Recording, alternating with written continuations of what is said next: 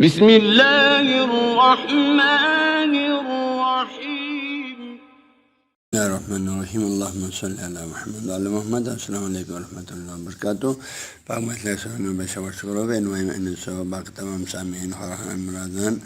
سب کچھ مسن وافی سلامت کرتے ہیں۔ ہمارے سلسلہ درس کتاب دعوت شریف میں سے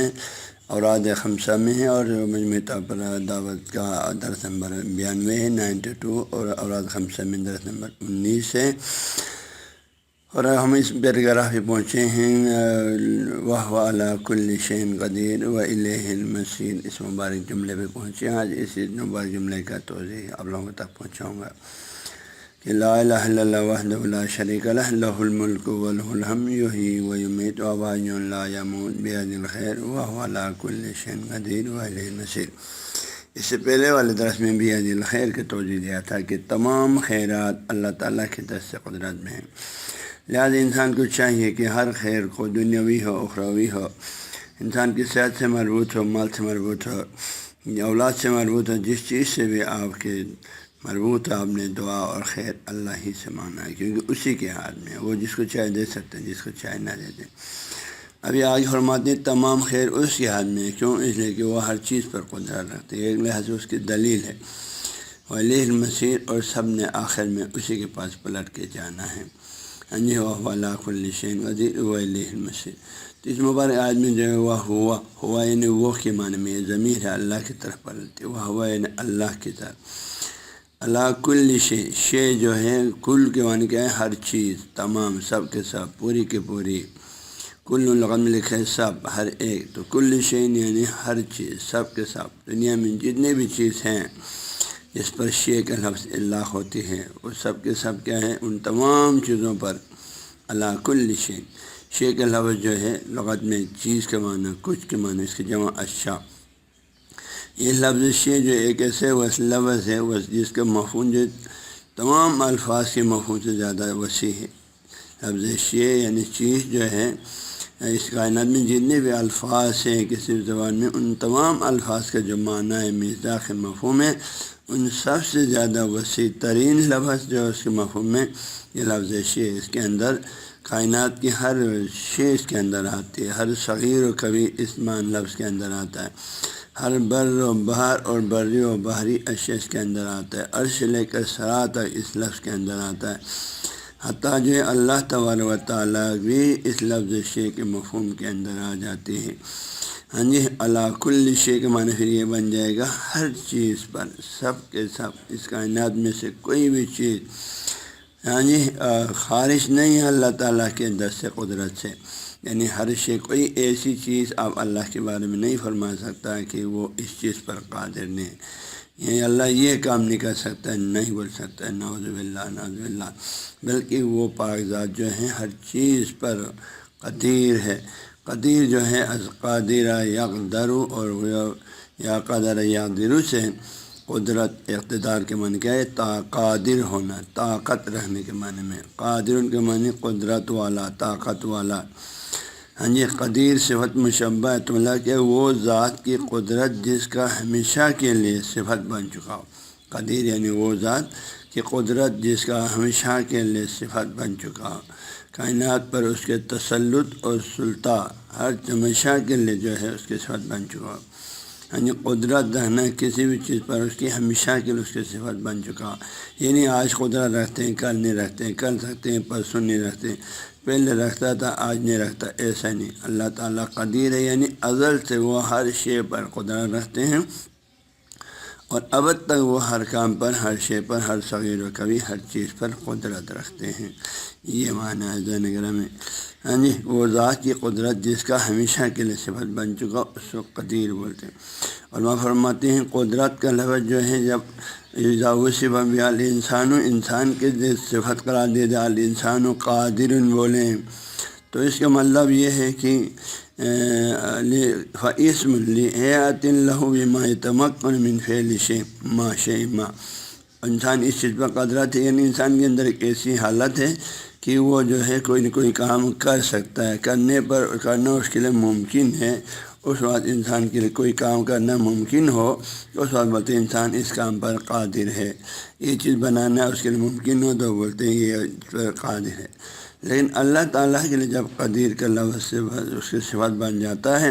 وَإِذَا وُصِفَ اللَّهُ تَعَالَىٰ بِهَا، تو وہاں پر اللہ قدیر ہے، قادر ہے، مطلب کیا ہے؟ فَيَنَفْعُ الْعِزْ عَنْهُ، اللہ تعالیٰ سے کسی ہر شے کے بارے میں عاجز ہونے کو نفی کرنا، یعنی اس کائنات میں کوئی ایسی چیز نہیں ہے جس کو انجام دینے سے اللہ عاجز ہو، اس کو انجام نہ دے سکے۔ اللہ قادر کا معنی یہ ہو جائے گا کہ وہ محال ان یوسف غیر اللہ، پھر اس لیے ہم فرماتے ہیں یہ محال ہے اللہ کے غیر کو ہم قدرت مطلقہ کا صفت قرار دے دیں، یعنی قدرت مطلقہ کو اللہ کے غیر کے لیے صفت قرار دے دیں، ہاں جی، بلکہ صرف اللہ تعالیٰ ہے جو ہر شے پر قدرت رکھتا ہے۔ کوئی ایسی شے اس کائنات کے اندر نہیں ہے جو اللہ تعالیٰ انجام نہ دے سکے۔ آپ غور کریں، یہ عظیم سورج، باقی سارے سورج ایک آگ کا مجموعہ ہے، یعنی ایک آگ کی ایک دنیا ہے، ہاں جی، اس آگ کی ایک دنیا کو جس کے قریب سے کوئی ہزاروں کلومیٹر دور فاصلے سے بھی اس کے نزدیک نہیں جا سکتا ہے، یہ وہ عظیم اللہ جس نے اس آگ کو، آگ کی اس عظیم دنیا کو ایک جگہ پر، سیارے کو ایک جگہ پر سیٹ اپ کیا، اس کو فکس کیا، اس کو نظام میں ڈالا، اور اس کو پابندی سے پتہ نہیں کتنے لاکھوں سال سے یہ مکمل نظام کے ساتھ چل رہا ہے۔ آپ اللہ کی قدرت کے لیے اتنا ہی کافی ہے عزیزان گرامی۔ اور یہ چاند، یہ سورج، یہ زمین، اور یہ کہکشانیں، یہ ستارے، ہاں جی، یہ سب جو ہماری دنیا میں نظر آ رہے ہیں، باقی جو ہے 7 آسمان جو ہماری نظر سے بالا تر ہے وہ اللہ ہی بہتر جاتے ہیں، وہ کتنے عظیم عظمت رکھتے ہیں،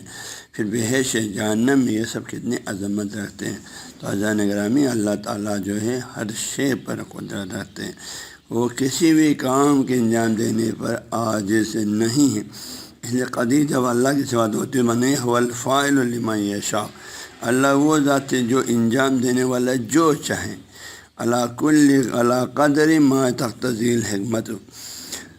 حکمت جو ہے جس چیز کو جتنی تقاضا کرتا ہے،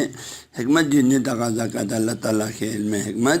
ہاں جی، علم حکمت اسی حساب سے وہ انجام دیتا ہے، اس پر قدرت لا زائدن علیہ ولا ناقصا، نہ حکمت سے وہ پر اضافہ کوئی چیز انجام دیتے، نہ حکمت سے کوئی کم۔ اب اس لیے فرماتے ولذلک لا یصح ان یوصف الا اللہ، لہذا قدیر علی کل شیء صرف اللہ کے بارے میں بولا جا سکتا ہے، اللہ کے علاوہ کسی بھی شے کو قدیر علی الاطلاق نہیں کہہ سکتا۔ انسان صرف ایک چھوٹے کام کو کیسے اس کو وہاں قادر کے لفظ بولتا ہے، قدیر پھر بھی نہیں بولتے، قدیر کا لفظ صرف اللہ تعالیٰ کے ذات کے لیے بولا جاتا ہے، یعنی اس کائنات میں موجود ہر شے جو وجودی و امکانی جس پر شے اطلاق ہوتی ہے، چیز کہا جا سکتا ہے، اللہ تعالیٰ کے ذات اس شے کے بارے میں ہر نوع و قسم کا سلطہ و قدرت رکھتا ہے، اور اللہ تعالیٰ اس کو وجود دلا سکتا ہے۔ چنانچہ قرآن پاک میں اللہ نے فرمایا کہ ایک جگہ پر نہیں، سینکڑوں جگہوں پر، کہ ان اللہ علی کل شیء قدیر، سورہ بقرہ آیت نمبر 20، ان اللہ علی کل شیء قدیر، یعنی بے شک اللہ تعالیٰ کی ذات ہر چیز پر قدرت و سلطنت و حاکمیت مطلقہ رکھتا ہے، اور اللہ تعالیٰ کسی بھی کام کو انجام دینے سے عاجز نہیں۔ ہاں جی، ہاتھی جیسے بڑے جانور کو بھی اسے اللہ نے خلق فرمایا، اور چونٹی اور مکھی اور مچھر جیسے اور جراثیمی مخلوقات کو جو انسانی عام آنکھ نہیں دے سکتے ہیں، ان باریک سے باریک ترین مخلوقات کو بھی اسی پاک ذات نے خلق فرمایا۔ یہ اس کا یہ کارخانہ قدرت ہے جس میں ہر شے کو وہ وجود دے سکتے ہیں، کوئی چیز اس کی درگاہ سے، اس کی قدرت سے خارج نہیں۔ عزیزان گرامی،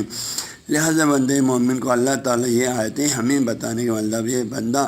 تو کوئی بھی کام ایسا ہے، تمہارا عقیدہ ایسا ہونا چاہیے اللہ کے بارے میں کہ میں جس ذات کے سامنے سجدہ کرتا ہوں، میں جس ذات کے لیے جھکتا ہوں، میں جس ذات کا بندہ ہوں،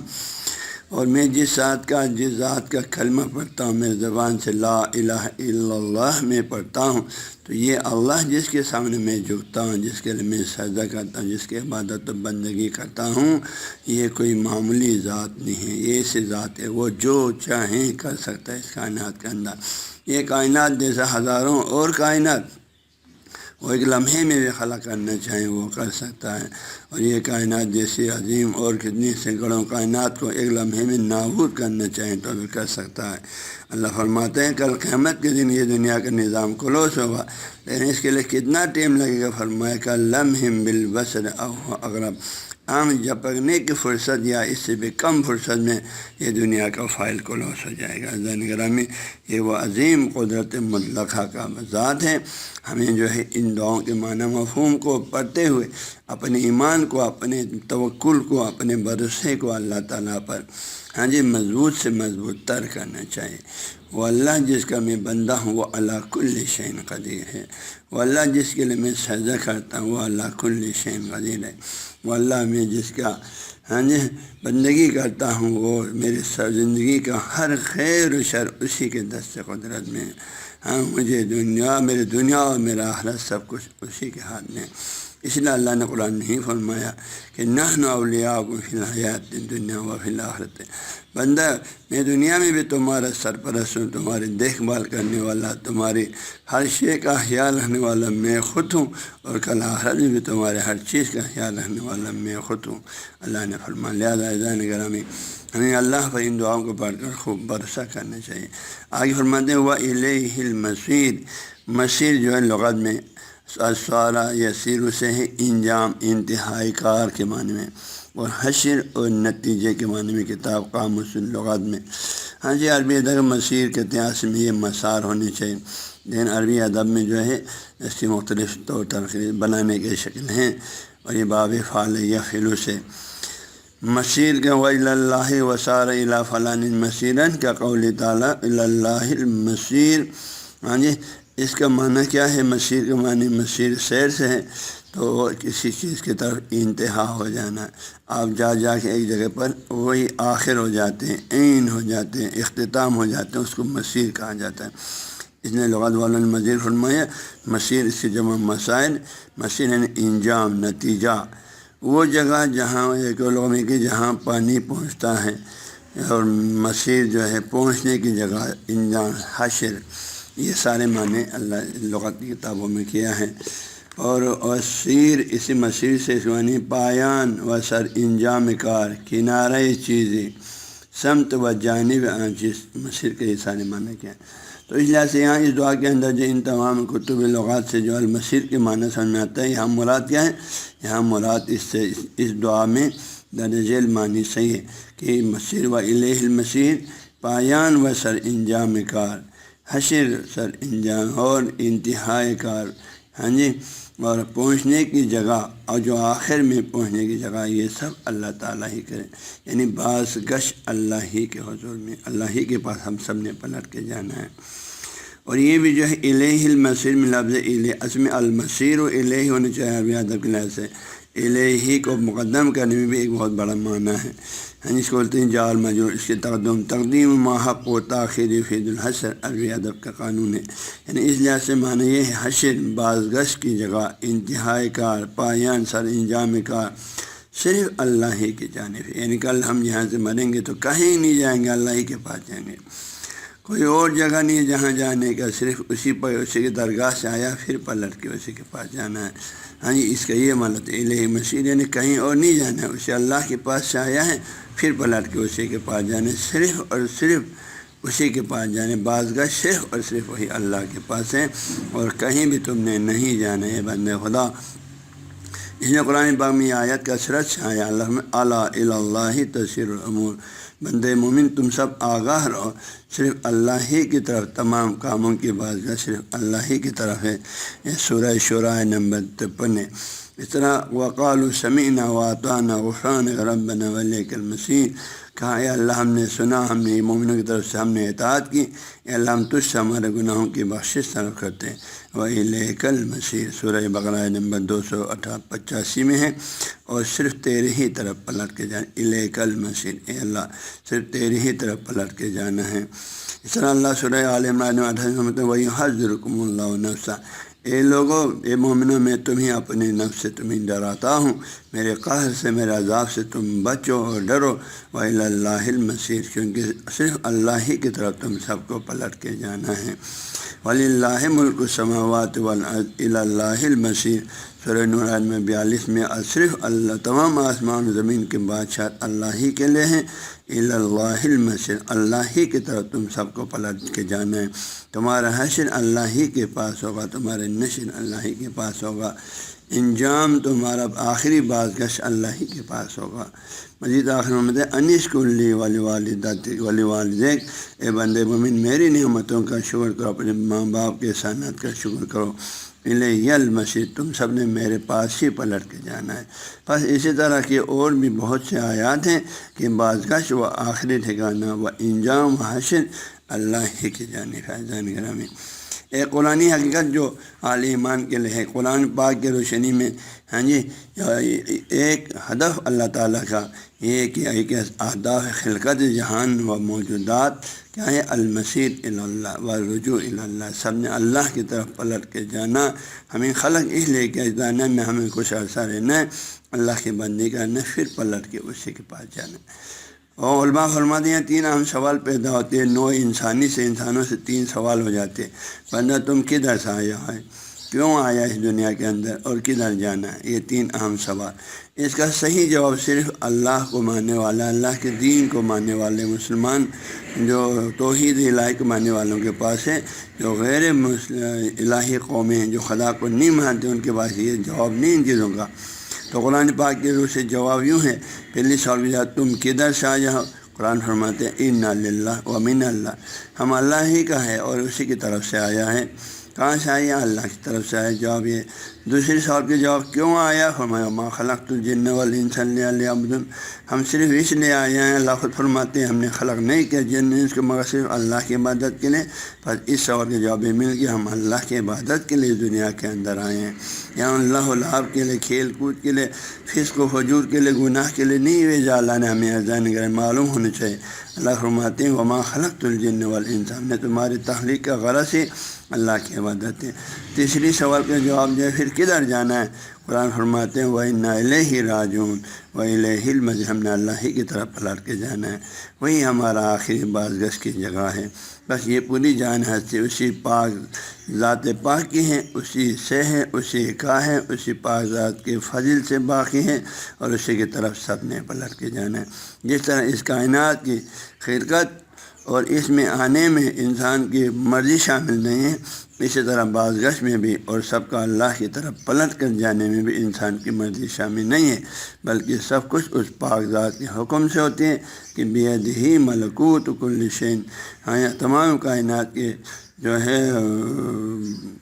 حکومت اور بادشاہ اللہ ہی کے ہاتھ میں ہے۔ وَكُلٌّ إِلَيْنَا تُرْجَعُونَ، اللہ فرماتے ہیں اور تم سب کو ہماری طرف پلٹائے جاؤ گے اور کہیں نہیں جانا ہے تم سب نے۔ تو لہٰذا عزیزان گرامی، یہ دعا وَإِلَيْهِ الْمَصِيرُ بھی یہ قیامت پر اقرار ہے، قیامت پر اقرار، ایک دنیا قیامت برپا ہونا ہے، سب نے اللہ کے حضور میں جاننا ہے، اللہ کے حضور میں حساب کتاب دینا ہے، اور اللہ ہی سے سزا جزا دینا ہے، اللہ اپنے صالح بندوں کو جنت تک پہنچانا ہے، اور بوروں کو اگر قابل بخشش نہیں ہے تو پھر ان کو جہنم میں ڈالنا ہے۔ لہٰذا عزیزان گرامی،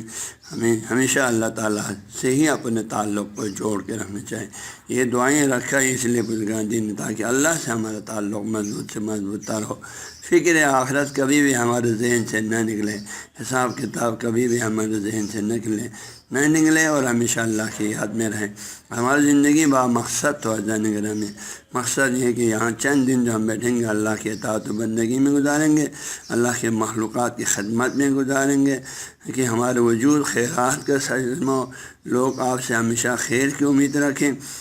اور آپ سے کسی قسم کی شر کی امید نہ رکھیں۔ تو یہ صالح بندے کی نشانی ہے۔ علیہ السلام فرماتے ہیں الخیر منہ معمول، صالح بندے سے ہمیشہ لوگ خیر کی امید رکھتے ہیں، والشر منہ معمول، اس سے کسی کو کبھی بھی کوئی شر نقصان نہیں پہنچتی ہے، لوگ اس کے بارے میں شر کا سوچتا بھی نہیں۔ لہٰذا ایسا بامقصد زندگی گزارنے کے لیے ان دعاؤں سے ہمیں ہدایت ملتی ہے۔ میں دعا اللہ تعالیٰ ہم سب کو ان دعاؤں کی حقیقتوں کو سمجھ کر صرف اس کو زبانی لغلقۂ زبانی نہ پڑھیں، بلکہ اس کی معنی مفہوم کو دل و جان سے